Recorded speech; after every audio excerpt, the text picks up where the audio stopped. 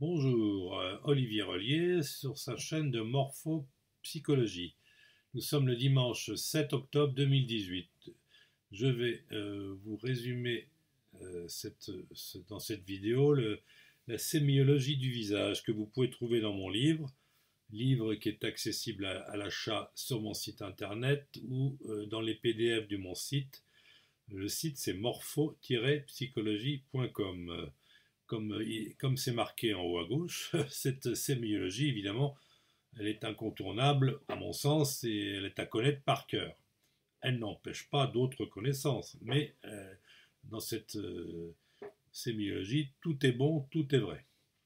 Alors la sémiologie s'intéresse aux petites parties du visage, mais aussi aux zones. On va commencer par les zones. Alors la zone 1, c'est la zone supérieure. Elle est ici, là tout le monde est d'accord. Hein. Cette zone 1, tout le monde est d'accord pour dire qu'elle est le lieu de la pensée, de la conscience de soi et de l'humanisation. C'est une zone outil de la réflexion. Ce mot outil est important à retenir et à intégrer. Et cette zone 1 communique avec la zone 2. Donc elle communique comment par les zones de transit qui sont entre les sourcils et à l'extérieur des sourcils. Entre les sourcils, c'est une zone consciente et à l'extérieur, c'est une zone inconsciente. Donc ce passage entre la zone 1 et 2, il se fait de haut en bas, mais aussi de bas en haut, bien sûr. Et nous verrons les termes après avoir repris la zone 2. Cette zone 2, donc, elle est par des sourcils et elle va au milieu de la bouche, pas en dessous. Elle est le lieu de la vie instinctive qui intègre, qui digère et gère les informations sensorielles qui sont dues aux récepteurs des yeux, du nez et de la bouche, bien sûr, et les informations intellectuelles de la zone 1. En effet, il doit y avoir une bonne coordination entre cette zone instinctive et cette zone cérébrale. Donc, d'où l'intérêt d'étudier les zones de passage, donc extérieures ou entre les sourcils. Suivant ce qu'on pourra voir, il y a un bon passage, un trop bon passage ou un mauvais passage. Donc la coordination doit être étudiée, est importante à voir. On va pas la détailler aujourd'hui. Voilà. Donc zone 1, zone 2. La zone 3, c'est la zone inférieure, elle est ici. C'est une zone qui nous permet de nous matérialiser, car nous sommes incarnés sur la Terre, de par l'accumulation, donc là on parle de hauteur de cette zone, par la stabilisation qu'elle nous procure, c'est par la largeur qu'on voit uniquement sur le face, et elle nous provoque aussi l'action et la mise en œuvre visible de par la mâchoire et l'aboutissement au menton. Voilà. Alors après, il y a une quatrième zone sur laquelle uniquement l'Eldritch s'est mis en exergue. C'est la zone 4, ici. C'est la zone de l'énergie. Elle part dans les muscles sourciliers et se dirige vers le bord du nez. Et elle se termine par l'expression de l'énergie à l'extrémité du nez. Elle est le lieu d'expression de l'énergie, donc, qui, en animant les trois première zone, crée ainsi la dimension temps de notre espace-temps à 3 dimensions. Évidemment, un espace 3 dimensions tout seul, ça fait rien. Mais s'il y a de l'énergie dans ces 3 dimensions, ça crée la vie, ça crée la notion du temps qui passe. Très important. Voilà, donc ça c'est pour les zones. On va prendre quelques grandes parties du visage avant de s'intéresser aux petits détails du visage. Mais avant tout, ne pas oublier cette frontière conscient à l'extérieur, inconscient à l'intérieur. Hein, donc tout ce qui est à l'extérieur est en zone consciente. Et tout ce qui est à l'intérieur est en zone inconsciente.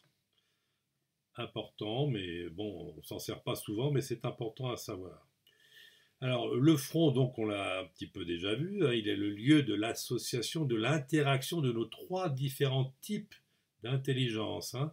L'intelligence, ici, c'est la zone haute, c'est l'intelligence réflexion, conception. La partie moyenne, c'est la partie imaginative, qui est très imaginative quand elle est bombée. Évidemment, quand on les creuse, ça donne du pragmatisme, du réalisme à l'intelligence. On ne peut pas tout avoir. Et l'intelligence créative, bah, elle est manifestée par la partie inférieure du front. L'œil et sa région, bah, l'œil et sa région, c'est le lieu d'échange des informations, des émotions et des sentiments. Je grade les informations, émotions et sentiments. Je vois, je comprends, je ressens. Donc voilà pour cette région de l'œil qu'on pourra détailler ultérieurement. Le nez, la région du nez en entier, bah, c'est emportant et en dirigeant l'énergie, on l'a déjà vu, ce nez a un rôle de gouvernage. Il influe sur le comportement affectif de l'individu et contribue à soutenir l'ambition, à former son identité sociale et sexuelle, son moi, qui est un terme un peu psychanalytique. Autrement dit, c'est comment je réagis, comment je combine, comment je décide, quel est mon rôle, quelle est ma perspective dans la vie. La bouche maintenant, la bouche en général, qui permet après le travail de l'œil de parler d'affection. Hein, l'œil, c'est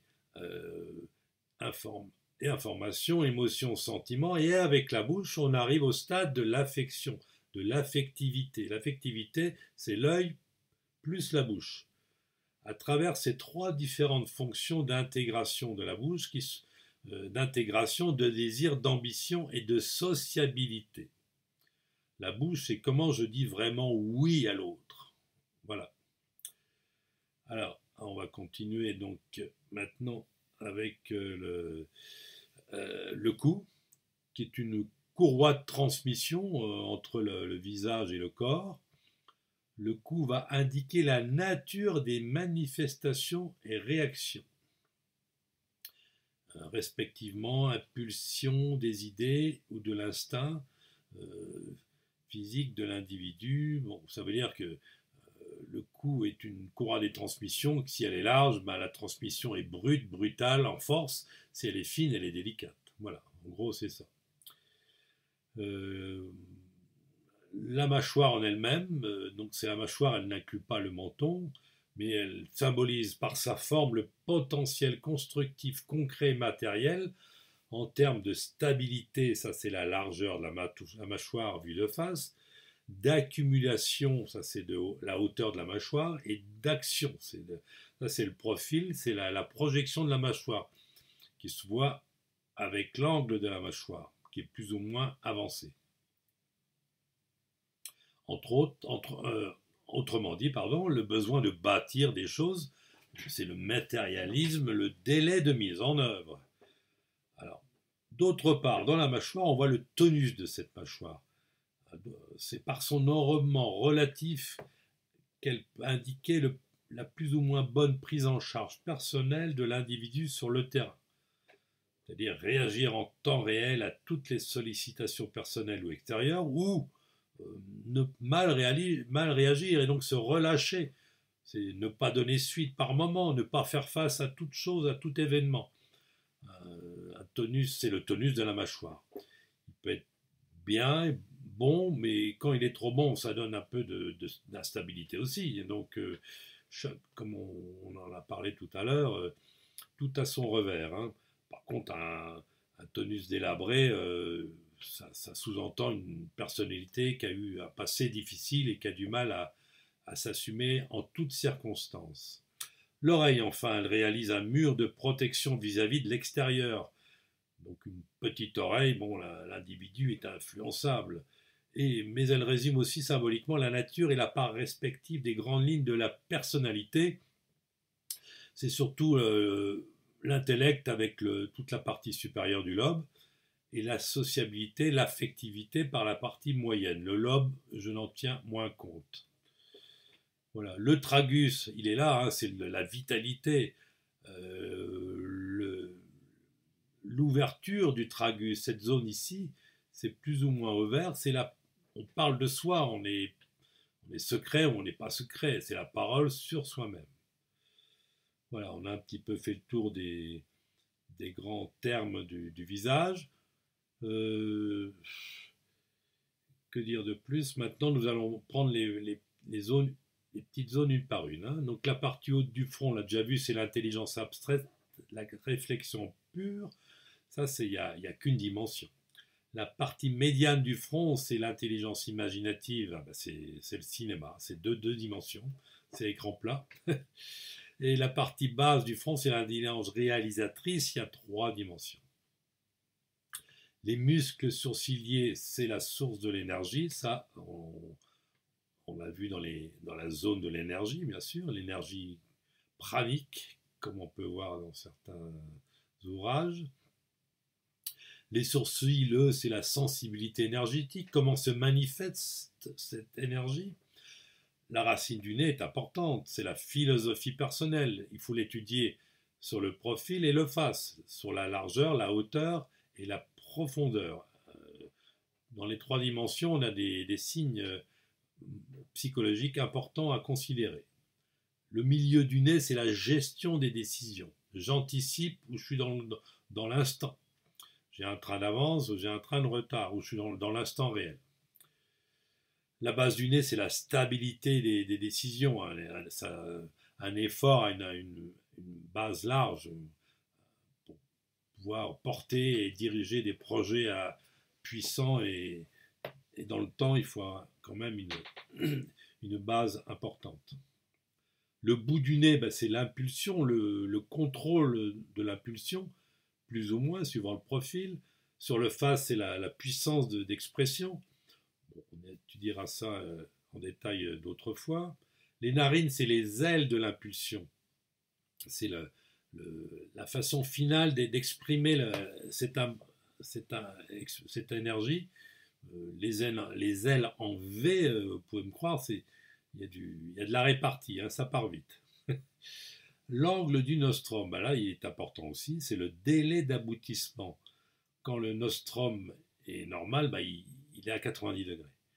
Si il est à la retrousse, ben le délai est très court.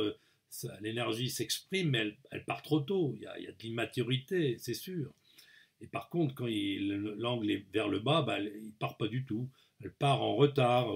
La réponse est différée. Attention, méfiez-vous. Alors, la lèvre supérieure, bah, c'est le pouvoir sexuel, le pouvoir de contact. C'est elle qui contribue au museau de l'animal. Et là, on est chez l'être humain, donc le pouvoir sexuel, c'est la signification brute. Et bien sûr, elle peut s'exprimer dans d'autres termes du fait de l'humanisation de l'être humain. Maintenant, le tissu de la lèvre, bah, c'est la sensation sexuelle. Ça, c'est-à-dire qu'il y a de l'intellect dans cette sensation. Vous ne verrez pas de lèvres supérieures charnues chez l'animal. Hein, donc, il y a une intellectualisation des sensations et du ressenti. Les dents, elles, c'est le support du désir et la moralité personnelle par l'écartement. Support du désir, regardez certaines personnes qui ont plus de dents. Je peux vous dire qu'entre plus de dents et des dents qui repoussent bien les lèvres, ça a une signification, ça a une incidence sur une impression sur le visage qui est très très important. Donc c'est mine de rien, ça joue beaucoup. Hein. Quand il n'y a plus de dents, il n'y a plus de désir. Là, ça vieillit énormément l'individu, ça c'est sûr. Le tissu de la lèvre inférieure, c'est la sensation physique. Eh bien sûr, c'est le besoin de toucher, besoin de ressentir les choses. C'est la connaissance par les sens physiques, le toucher, manipuler, l'odorat, l'audition, etc. La lèvre inférieure, c'est le pouvoir défensif. Hein, elle est plus ou moins incurvée, plus ou moins plate. Bon, de toute façon, quand elle est très incurvée, le pouvoir est faible, mais il y a des moyens de se défendre après coup et il faut toujours se méfier. Bon, on peut se récupérer par d'autres façons. Cette faiblesse cette soi-disant faiblesse si la zone est très creuse. C'est aussi une lèvre creuse qui donne de l'accueil, qui accueille des choses et des idées. Le menton, lui, est le lieu de la concrétisation consciente de nos ambitions matérielles et de leur affirmation, le lieu de l'émergence de nos pulsions d'action dues à la mâchoire et de construction.